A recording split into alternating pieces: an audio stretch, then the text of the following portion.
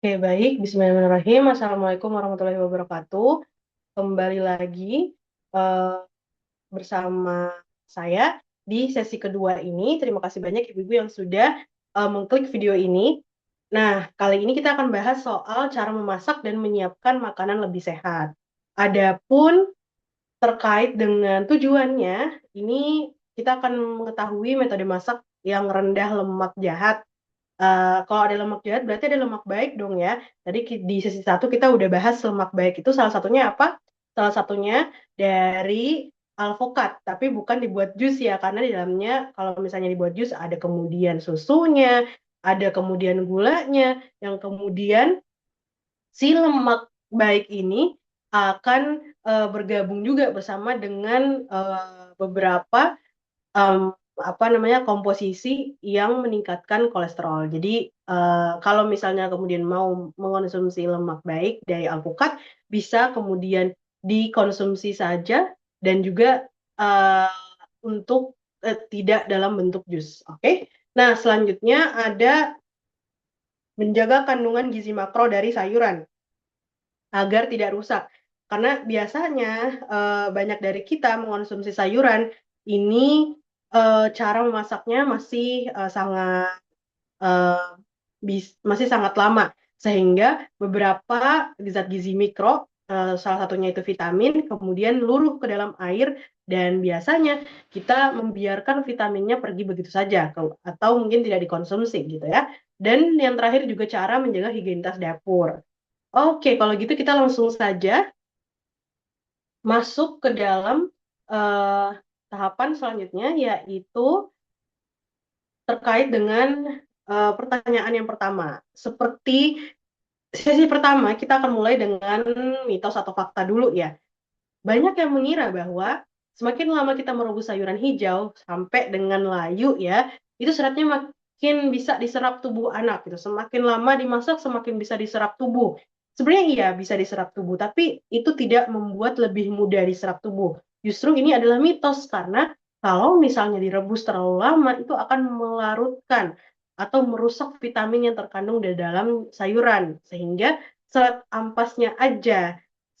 Sehingga ada beberapa cara nih yang kemudian bisa ibu-ibu lakukan sehingga jadi vitamin-vitamin yang ada dalam sayuran itu kemudian masih bisa dikonsumsi gitu.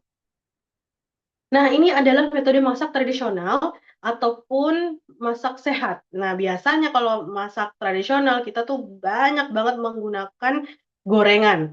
Seperti pada saat kita dulu eh, membuat apa ya?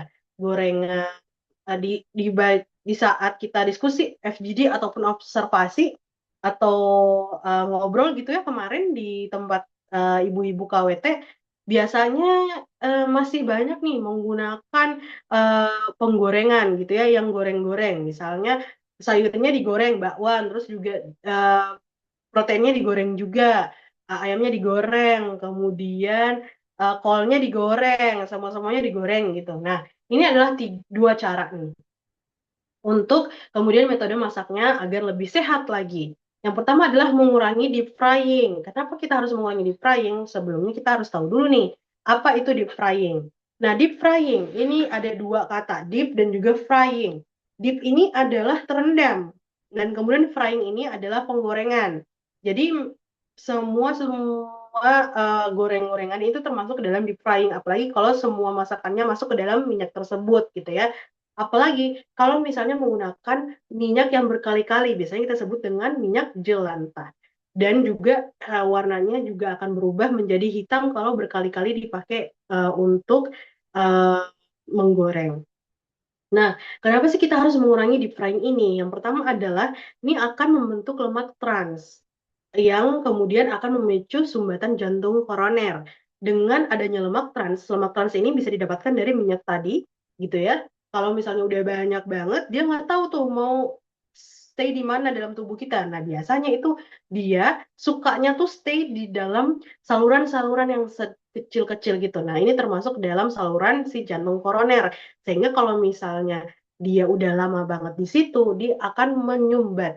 Jadi keberadaannya akan menyumbat sehingga timbullah penyakit jantung koroner. di mana penyakit jantung koroner ini juga semakin lama atau makin tahun itu makin tinggi ibu-ibu, sehingga perlu adanya pengurangan penggorengan atau goreng-gorengan di dalam rumah untuk mencegah adanya penyakit jantung koroner gitu.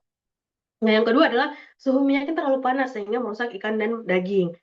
Khususnya untuk ikan, karena ikan ini ada omega 3 di dalamnya. Jadi kalau misalnya ibu-ibu kemudian terlalu menggunakan minyak yang panas, nah itu akan merusak omega 3-nya. Jadi yang seharusnya bisa dikonsumsi ibu-ibu semua dan anak-anak dan bapak-bapak atau keluarga semua, jadinya nggak bisa dikonsumsi karena omega 3-nya rusak. Jadi sebaiknya dilakukan rebus-rebusan saja dan tidak digoreng gitu. Nah, yang ketiga adalah membuat tubuh menyerap kalori minyak berlebih. Jadi, kalau misalnya lemak ini dibandingkan dengan eh, protein dan juga karbohidrat, dalam 1 gram itu yang paling banyak tuh lemak kontribusi kalorinya. Kalau misalnya protein, karbohidrat itu kontribusi kalorinya tuh cuma 4 kilokalori per gram. Kalau lemak itu sekitar 9, ya, 9 kilokalori per gram. Jadi kalau misalnya dalam berat yang sama yang memberikan kontribusi kalori itu adalah lemak gitu. Nah, yang kedua adalah alternatif pengolahan sehat. Jadi kalau misalnya kita mengurangi deep frying, kita udah nggak buat goreng-gorengan, gimana sih caranya? Nah, yang pertama adalah mempertahankan tekstur sayuran yang renyah atau masih ada crunchy-nya. Biasanya didapatkan dari sayur-sayuran yang kemudian pengen kita buatin kayak sup-sup yang kemudian nggak terlalu lama dimasak sayurannya gitu. Bisa didapatkan juga pada saat tumis-menumis, tapi lagi-lagi diperhatikan minyaknya pada saat menumis bawang di awal ya. Yang kedua adalah meminimalkan kalori tambahan dari minyak kelapa sawit. Yang ketiga, menyajikan hidangan berkuah segar penambah imun. Kalau misalnya kita mengonsumsi yang berkuah-kuah, itu kan kita akan menambahkan berbagai macam rempah-rempah. Nah, rempah-rempah ini baik banget untuk penambahan imun ibu-ibu. Jadi kalau misalnya dibuat sayur, eh, bisa kemudian ditambahkan lagi kuahnya dan ditambahkan lagi rempahnya untuk kemudian menambah imun. Nah, ini adalah 3 cara mengolah makanan rendah lemak untuk kemudian menurunkan kontribusi kalori dan juga menurunkan penggunaan minyak kelapa sawit. Yang pertama adalah kukus segar. Nah, biasanya kita menggunakan uap air panas ya. Ini bagus banget untuk mempertahankan vitamin yang kemudian sensitif sehingga masih bisa utuh tuh di dalam makanan. Jadi vitaminnya masih secara utuh dikonsumsi. Nah, yang kedua adalah tumis minimalis. Kenapa harus tumis minimalis? Biasanya judulnya tumis, tapi masih banyak juga nih minyak kelapa sawit yang digunakan. Jadi, lagi-lagi kalau tumis, kita harus perhatikan juga ya, berapa kemudian sendok yang digunakan untuk minyak kelapa, gitu. Nah, yang ketiga adalah pepes daun. Kenapa pepes daun kemudian ini menjadi penting juga atau menjadi alternatif? Karena ini bisa meningkatkan aroma. Jadi kalau misalnya tahu, ikan, biasanya apalagi ikan ya rasanya amis gitu, baunya amis. Kalau misalnya ditambahkan pepes daun, ini anak-anak mungkin bisa jauh lebih suka aromanya dan kemudian bisa kemudian mengonsumsi gitu. Nah, kenapa sih kemudian merebus itu terlalu lama bisa merugikan? Karena di dalam zat gizi mikro atau zat gizi mikro ini khususnya untuk vitamin-vitamin, misalnya vitamin B kompleks dan juga vitamin C ini bersifat tidak tahan terhadap panas yang berlebih. Jadi akan banyak sekali persentase vitamin C-nya yang rusak larut air. Sehingga caranya ada 2 nih. Yang pertama bisa merebus sawi atau bayam atau sayuran apapun itu ya, yang kemudian berwarna hijau, cukup sampai 3 menit aja, biar warna hijaunya masih kemudian terang dan juga untuk brokoli mungkin masih ada crunchy-crunchy-nya gitu ya. Terus yang kedua adalah air sisa rebusan sayur itu bisa dipakai lagi sebagai kuah makanan atau sup bening agar zat gizinya tidak terbuang percuma. Jadi karena kemudian direbus bersamaan dengan airnya, kemudian larut vitamin C-nya karena masih larut di dalam airnya juga, Kalau misalnya kita konsumsi, ya masih bisa dapetin vitaminnya, tidak terbuang sia-sia gitu. Nah, selanjutnya cita rasa dan nutrisi terjaga dengan baik. Keunggulan mengukus makanan. Kenapa kita mengimbau untuk selalu mengukus makanan? Karena ini yang paling efektif untuk mengurangi penggunaan minyak. Ya, karena kalau misalnya kukus, biasanya kita nggak menggunakan minyak sama sekali gitu. Karena kalaupun misalnya nih ada satu makanan udah dikukus gitu ya, kita pengen ada gorengan satu, oke satu aja gorengannya, jangan semuanya digoreng gitu ya. Dan bisa juga pakai daun pandan, daun jeruk purut untuk kemudian di air kukusan, sehingga memberikan aroma yang alami dan kemudian bisa disukai oleh orang-orang di rumah. Nah, ini adalah hal yang kemudian biasanya kita lupakan gitu ya, higienitas dapur cegah penularan bakteri. Kenapa harus eee, kenapa harus mempelajari higienitas dapur? Biasanya makanannya udah enak, makanannya kemudian udah sehat, tapi, kemudian ada kontaminasi-kontaminasi yang terjadi, yang luput dari penglihatan kita, gitu. Nah, ini adalah contohnya. Yang pertama cuci tangan pakai sabun.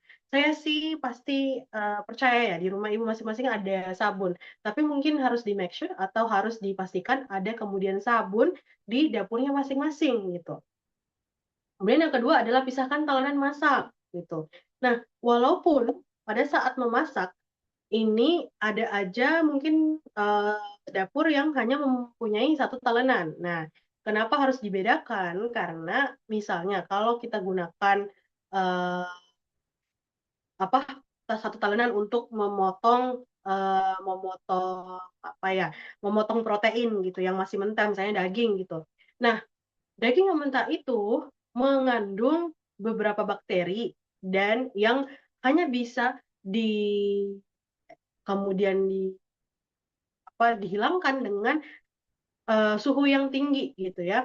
Sehingga kalau misalnya masih ada di dalam tanaman, kemudian kita tidak cuci terlebih dahulu, itu akan berkontribusi atau kontaminasi dengan makanan selanjutnya yang dipotong di talenan tersebut. Sehingga kalaupun misalnya hanya satu talenan, itu harus dipastikan dulu eee, apa namanya, eee, dicuci dulu, kemudian, bisa dibuatkan, kemudian digunakan lagi gitu ya, kalau misalnya satu talenan aja. Nah, yang ketiga adalah tempat sampah tertutup. Kenapa sih harus tertutup? Karena udara-udara yang ada di dapur itu kalau misalnya ibu-ibu nggak tutup, itu akan menjadi sarana dari bakteri-bakteri ini untuk berkontaminasi dengan masakan yang sedang ibu masak gitu ya. Jadi, sangat diharapkan agar tempat sampah itu tertutup. Selanjutnya, ini adalah, eee, perbandingan kalori. Ini adalah perbandingan kalori di mana ibu-ibu semuanya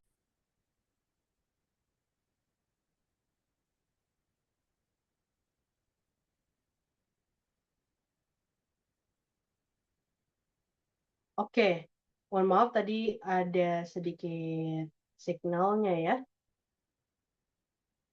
Oke, di sini ibu-ibu bisa lihat ada 3, yaitu ada makanan yang kemudian direbus, terus juga digoreng pakai minyak yang baru, dan digoreng pakai minyak yang lama, gitu ya. Nah, kalau misalnya digoreng pakai minyak yang baru, itu kemudian lebih tinggi dibandingkan dengan dikukus. Tapi kalau misalnya gorengan, pakai digoreng dengan jelantah, itu sangat meningkatkan lemaknya, tinggi lemak transnya, gitu.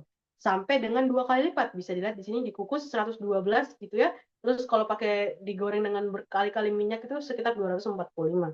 Begitu juga dengan yang lainnya, 76 bisa sampai 195, 2 kali lipatnya 86 sampai dengan 225 gitu.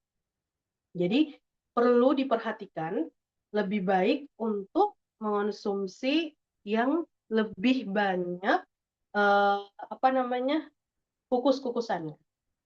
Oke, selanjutnya ini adalah diskusi tips, kelompok bisa dijawab di kolom komentar. Dari ketiga cara masak tanpa minyak gitu ya, yang mana sih yang paling sering ibu-ibu praktikkan untuk si kecil di rumah? Dari kukus, tumis, dan juga pepes gitu. Nah, ini adalah sesi ketiga, nanti akan ada videonya lagi terkait dengan perencanaan menu dan juga peluang usaha pangan kreatif untuk KWT. Terima kasih banyak untuk semua ibu-ibu yang sudah uh, apa namanya. Oke, terima kasih banyak ibu-ibu semuanya. Sampai jumpa lagi di sesi ketiga, yaitu perencanaan menu dan peluang usaha pangan kreatif KWT. Aku tutup. Assalamualaikum warahmatullahi wabarakatuh.